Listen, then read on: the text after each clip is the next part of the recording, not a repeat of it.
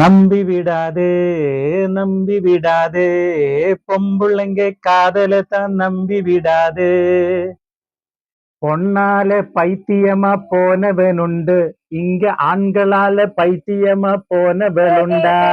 எல்லாம் சொல்லக்கூடாது. ஏன் சொல்லக்கூடாது? பொம்பளைங்களும் நல்லவன் தான். பொம்பளைங்க கெட்டவன்னு நான் இன்னும் சொல்லலையே. அப்புறம் ஏன் சொன்ன பொம்பளைங்க காதல நம்பி விடாதுன்னு சொன்ன? ஆமா, அப்புறமா சொன்ன பொம்பளைங்களால பைத்தியமா போன ஆண்கள் உண்டுன்னு. உண்மைதான், உண்மைதான். இல்லப்பா, உண்மைதான். என்ன உண்மை? நான் வெயிட் நான் சொல்றேன். நான் ஒரு பொண்ணு இல்ல. நீ பொண்ணு தான்.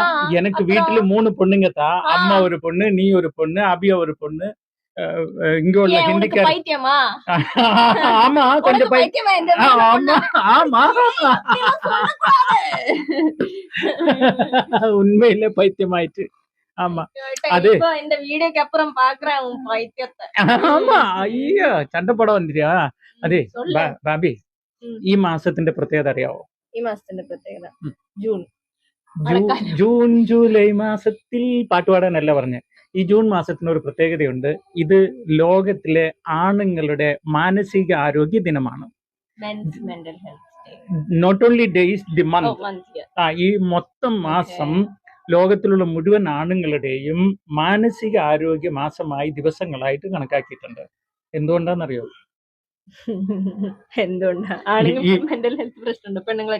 ஆமா, பொண்ணால பைத்தியமா போனவனுண்டு, പൈത്തിയമാ പോനവളുണ്ടാ.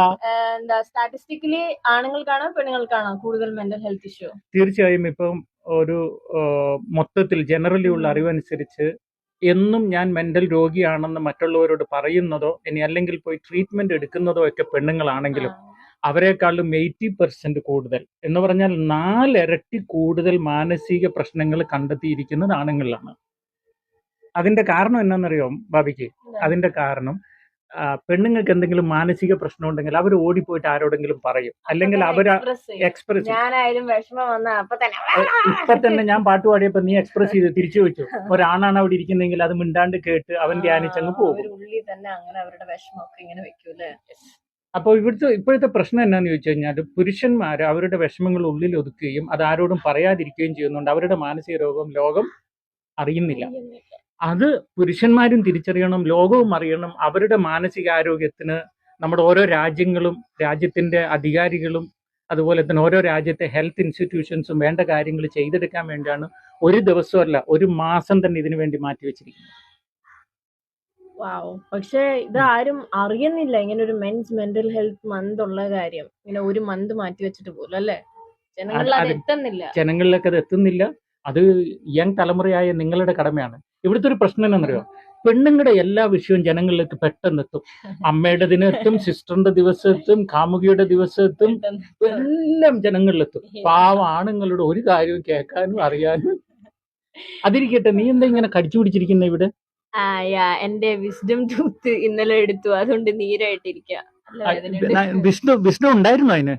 എനിക്ക് നല്ല വിഷ്ടമാണ്, ചാച്ചനെക്കാളും കൂടുതൽ വിഷ്ടമാണ് എനിക്ക്. എന്നിട്ട് പിന്നെ അതിനെ എടുത്തു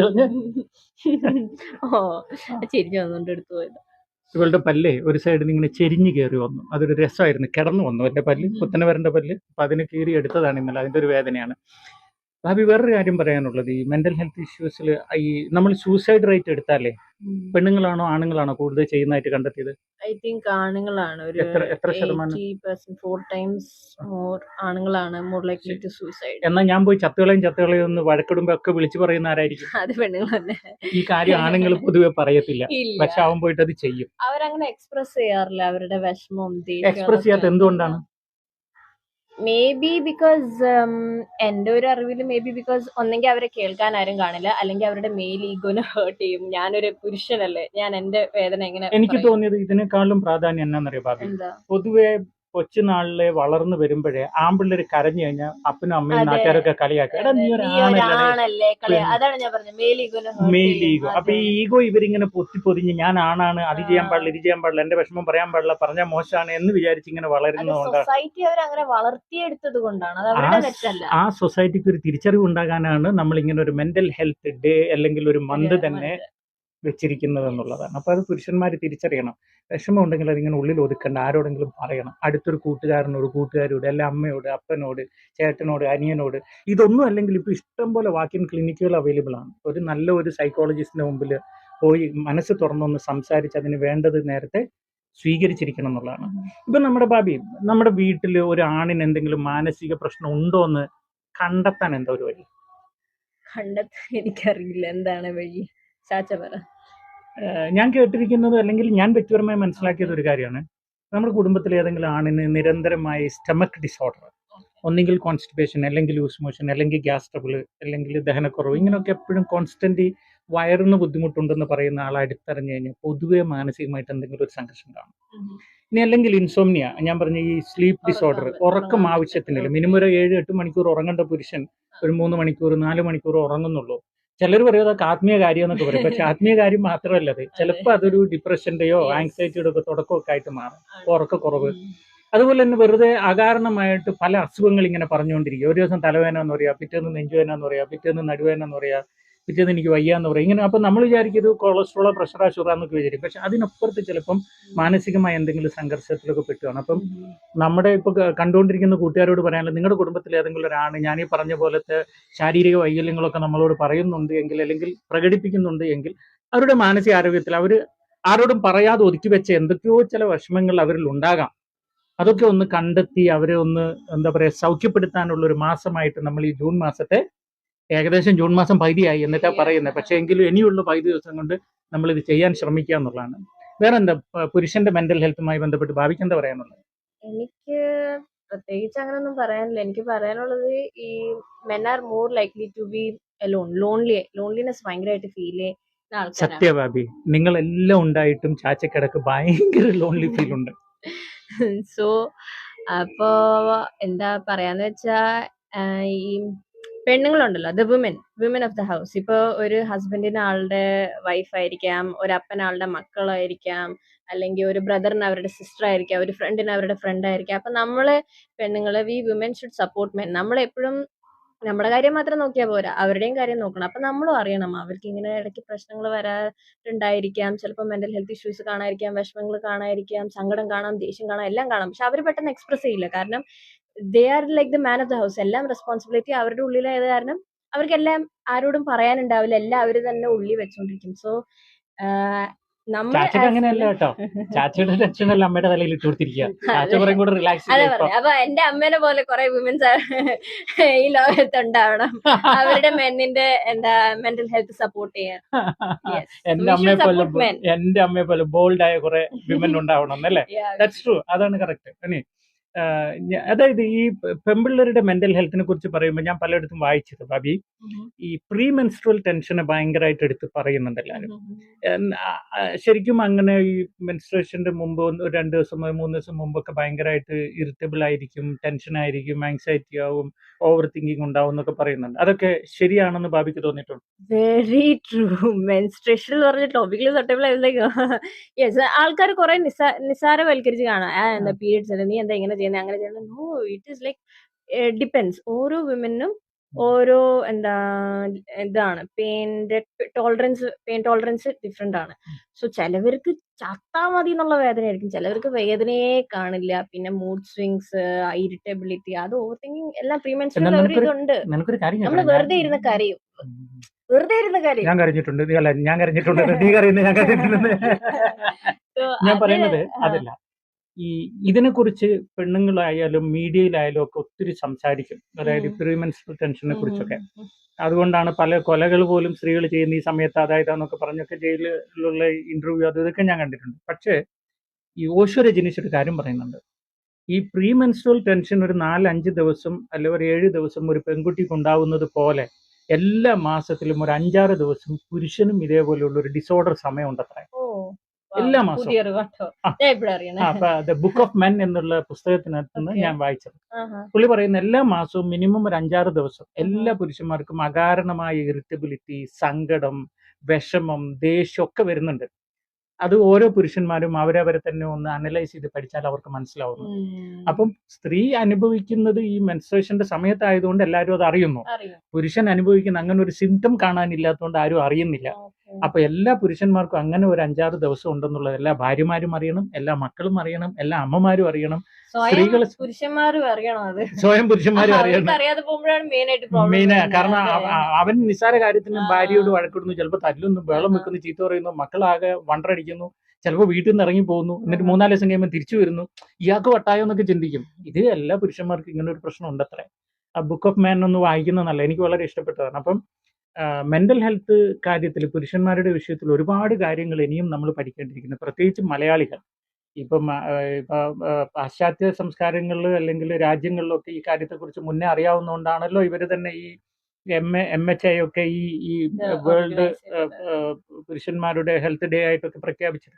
പക്ഷെ നമ്മുടെ മലയാളികളുടെ ഇടയിൽ അത് വളരെയധികം ട്രിവിലൈസ് ചെയ്യപ്പെട്ടൊരു കാര്യമാണ്. പക്ഷെ അത് മലയാളികളും വളരെ ഗൗരവത്തോടെ എടുക്കണം. കേരളത്തിലുള്ളവർ മാത്രമല്ല, ലോകമെമ്പാടുമുള്ള മലയാളികളായ സ്ത്രീകൾ ഓർക്കണം, പുരുഷന്മാരുടെ മെന്റൽ ഹെൽത്ത് നിങ്ങളുടേതിനേക്കാളും വളരെയധികം വീക്കാണ്, എന്ന് പറഞ്ഞാൽ 4 മടങ്ങ് കൂടുതലാണ്. അത് മനസ്സിലാക്കി അവരെ സപ്പോർട്ട് ചെയ്യാൻ നിങ്ങൾ ശ്രമിച്ചാൽ നമുക്കൊരു പുതിയ മലയാളി ലോകം കെട്ടിപ്പിടിക്കാൻ പറ്റും. വേറെ എന്താ ഇതുമായി ബന്ധപ്പെട്ട് പറയാനുള്ളത്? എനിക്ക് 2-3 കാര്യങ്ങൾ എൻ്റെ കൂട്ടുകാരോട് നിർത്തുന്നതിന് മുമ്പ് പറയാനുണ്ട്. ഒന്നാമത്തെ കാര്യം, ഈ 17-ാം തീയതി എന്ന് പറഞ്ഞാൽ 2-3 ദിവസം കൂടെ ഉള്ളൂ. 17-ാം തീയതി ഫിലോകാലിയ ഫാമിലി അക്കാഡമിയിൽ വെച്ച് ദമ്പതികൾക്ക് വേണ്ടി സ്പെഷ്യൽ ഒരു എന്താ പറയുക ഓറിയന്റേഷൻ പ്രോഗ്രാം ഉണ്ട്. ഭാര്യയും ഭർത്താവും ഒന്നിച്ചിരുന്ന് വരിക. വിവാഹം കഴിച്ചവർ ഭർത്താവ് മാത്രം വന്നാലും ഭാര്യ മാത്രം വന്നാലും കുഴപ്പമൊന്നും കേസൊന്നുമല്ല. പക്ഷെ ഒന്നിച്ച് വരുന്നവരോട് ഒന്നിച്ച് വരാനും അല്ലാത്തവർ വിവാഹം കഴിച്ചവരും കഴിക്കാൻ ഒരുങ്ങുന്നവരൊക്കെ പങ്കെടുക്കേണ്ട വളരെ പ്രധാനപ്പെട്ട ചില ക്ലാസ്സാണ്. കാരണം ഇപ്പൊ വിവാഹം എന്ന് പറഞ്ഞു, ഞാൻ ചോദിച്ചോട്ടെ, ഒരുത്തൻ തോക്കെടുത്തിട്ട് വെടിവെക്കാൻ പഠിക്കേണ്ടത് യുദ്ധനിരയുടെ മുമ്പിൽ വന്നിട്ടാണോ, ഇനി അല്ലെങ്കിൽ ഇത് പഠിച്ചിട്ട് വേണോ യുദ്ധത്തിന് പോകാൻ? ഇതുപോലെ തന്നെയാണ് പലരും വിവാഹം കഴിച്ചിട്ടാണ് വിവാഹ ജീവിതം എന്താണെന്ന് പഠിക്കാൻ വേണ്ടി ശ്രമിക്കുന്നത്. ആക്ച്വലി വിവാഹത്തിന് മുമ്പും എന്താണ് വിവാഹ ജീവിതം എന്ന് മനസ്സിലാക്കിയിരിക്കണം. അങ്ങനെയുള്ള കുറേ കാര്യങ്ങൾ, അതായത് ഭാര്യയോട് എങ്ങനെ പെരുമാറണം, ഭർത്താവിനോട് എങ്ങനെ പെരുമാറണം, മക്കളോട് എങ്ങനെ പെരുമാറണം, കൊച്ചുമക്കളോട് എങ്ങനെ പെരുമാറണം, ഇൻലോസിനോട് എങ്ങനെ പെരുമാറണം, നാത്തുമാരോട് എങ്ങനെ പെരുമാറണം എന്നൊക്കെയുള്ള ഭംഗിയായിട്ട് സൈക്കോ സ്പിരിച്വാലിറ്റി വെച്ച് നമ്മൾ പഠിക്കുന്ന ഒരു സ്ഥലമാണ് ഫിലോകാലിയ ഫാമിലി അക്കാഡമി. അപ്പോൾ അതിൻ്റെ ഓറിയന്റേഷൻ പ്രോഗ്രാം 2-3 ദിവസം കഴിഞ്ഞിട്ടുണ്ട്. നിങ്ങൾ പറ്റുന്നതും നേരത്തെ തന്നെ ബുക്ക് ചെയ്തിടുക, ഇന്ന് തന്നെ വിളിച്ച് ബുക്ക് ചെയ്തിടുക ഈ വീഡിയോ കണ്ടുകൊണ്ടിരിക്കുമ്പോൾ. മറ്റൊരു പ്രോഗ്രാമുള്ളത് നമുക്ക് മകനായി എന്ന പ്രോഗ്രാമാണ്, മകൾക്കായി എന്ന പ്രോഗ്രാമാണ്. അതിൻ്റെ ഡേറ്റും കാര്യങ്ങളും ഡിസ്ക്രിപ്ഷനിലിടാം. നിങ്ങൾ നിർബന്ധമായും നിങ്ങളുടെ ആമ്പിള്ളേരെയും പെമ്പിള്ളേരെയും പങ്കെടുപ്പിക്കാൻ ശ്രമിക്കണം. ഭാബി ആ കാര്യം ഭാബിയോട് പറയണം. ഈ മെന്റൽ ഹെൽത്തിനെ കുറിച്ച് പറയുമ്പോൾ ഏറ്റവും കൂടുതൽ മെൻ കുടുങ്ങുന്നത് എവിടെയാണെന്നറിയോ? നിന്റെ പ്രായത്തിലുള്ള മെന്നാണ് മെന്റൽ ഹെൽത്ത് ഇഷ്യൂസിൽ പെട്ടുപോകുന്നത്. യൂത്ത്, ടീനേജ്, ഒരു 9th 10th സ്റ്റാൻഡേർഡിൽ നിന്ന് ഇവർ കുടുങ്ങും. പെമ്പിള്ളേർ ആ സമയത്തും പെമ്പിള്ളേർ കൂട്ടുകൂടിയിട്ട് ഓരോരുത്തരുടെ വായിലും നോക്കി അവനെയും വലിപ്പിച്ച് ഇവനെയും വലിപ്പിച്ച് അവനെയും കളിപ്പിച്ച് ഇവനെയും കളിപ്പിച്ചൊക്കെ നടക്കും. കളിപ്പിച്ചൊന്നുമില്ല, ചിലത് സീരിയസ് ആയിരിക്കാം, എന്നാലും കുറെയൊക്കെ അങ്ങനെ അങ്ങ് പോകും. ദേഷ്യം വരുന്നുണ്ട്. പെമ്പിള്ളേരെ കുറ്റപ്പെടുത്താൻ നല്ലല്ലോ.